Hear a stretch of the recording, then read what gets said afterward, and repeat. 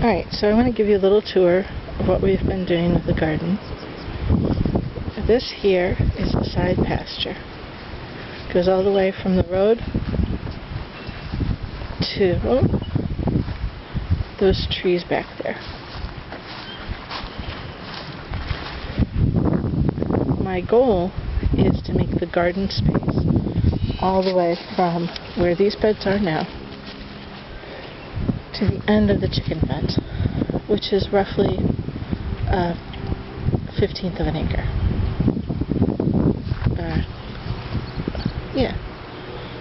No, 0.15 acres, so 15% of an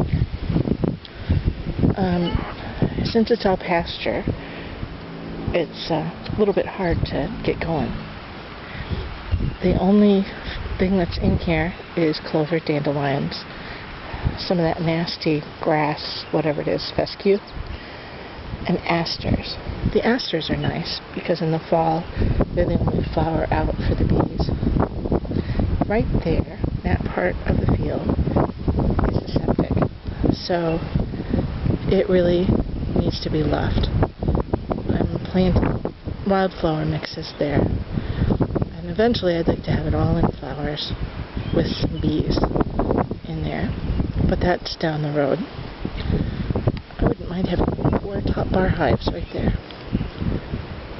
This year I didn't have enough money to get started on all the raised beds I wanted, so I put an ad on Craigslist for free horse manure and weathered straw bales, which Gracie's working on right now.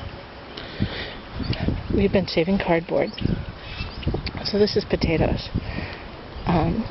We're doing sheet mulching for potatoes. What we did is we just put down the potatoes and then some cardboard. We cut a hole wherever a potato was so it could grow up through. And then we put all the leaves from last year along with some horse manure there. I don't know how many potatoes we'll get, but it should kill the weeds pretty good right there. And those will be the salad garden beds because they get part shade. The next bed that we have, the only cost of this was for the potatoes in the tractor store, which was $12. It's 50 pounds of potatoes. This uses 5 hay bales, 2 set parallel from the other 2, with half a bale in between, and then it had a well in the middle. The well we filled up with horse manure and straw, and then we piled the horse manure on top as much as we could. I'm guessing about 4 inches there. It steams at night when it gets chilly, and I had read online that you could plant them up to 3 weeks earlier than normal. This is the end of April. Normally I'd be planting tomatoes out the 3rd week in May, so I thought, well, I'll try it. I've got lots and lots of tomatoes that I started from seed. Really too many, so they're in here.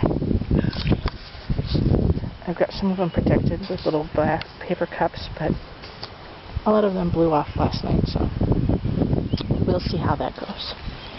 And Gracie's working on more straw bale beds. These are not going to have as big a well down the middle because that bed there, this bed, took a truck of manure. Hours of shoveling in and then another 2 hours shoveling it out. What a mess. So another way I read about the straw bales is to lay them down parallel with just about 3 or 4 inches between them. You fill up the well in the middle with straw and manure and put as much manure on top as you can, at least 3 inches, and then plant in that. These are straw bales that we got from an ad that I put on Craigslist. Yeah, this one's not going off, Grace. Just keep trying. Here, pull from this side. They were around somebody's foundation all winter long, so they're really pretty rotten. One of them was still frozen in the middle. We had such a rotten winter. We put them in place. I put stakes at the corners to hold them up a little bit, and now we're taking the cords off.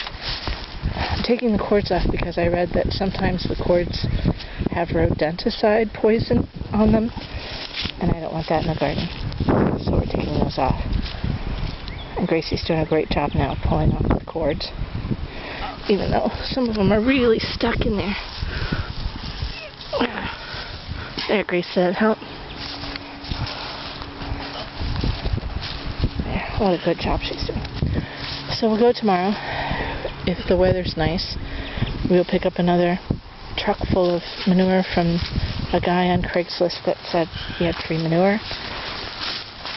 We'll fill up these small wells and pile the horse manure on top, and then let these rot down a little bit.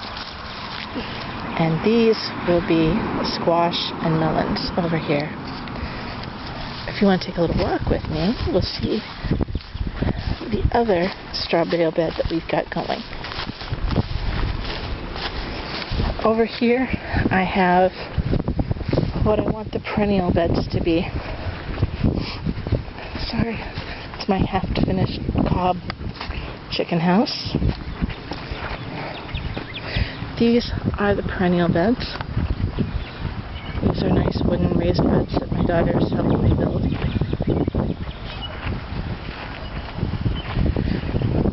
This one is filled with straw. The straw bales fit in it perfectly. So there's 6 straw bales in here, kind of all Tetrised in, with the cords removed, and a layer of horse poop on the top. This is going to be ground cherries, and this is perennial. The ground cherries will reseed themselves every year. This will eventually be strawberries. This will eventually be asparagus.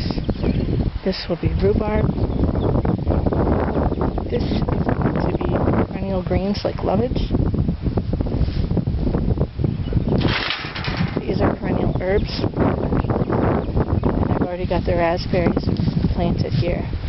They came as just sticks from Stark Brothers Nursery online. So hopefully they start alive. So lots of weeds in here. This is going to be fun. Anyway, quick little tour. Empty pig pen. Pig went to the butcher last night. And finally, the chicken yard that we got set up. For the last year, I've been doing a movable pen for the chickens. And they kept flying out and getting into the neighbor's barn. And he got mad because they pooped on his equipment. They also kept getting eaten. So we put a chicken fence up. It's 1/10 of an acre. You can see I have a fence up to section off a part of it, and every 2 weeks I move that fence so that the grass doesn't get completely killed. They're under a tree, and that protects them a lot from birds that were swooping down and getting them. They have lots of places to hide now. Not the best. I'd much rather let them free range all the time, but this is the best we got for now. And the bunnies seem really interested in them. They're always curling up right by the bunny cages and just hanging out. So I think it's kind of nice for everybody. Anyway, garden update, end of April.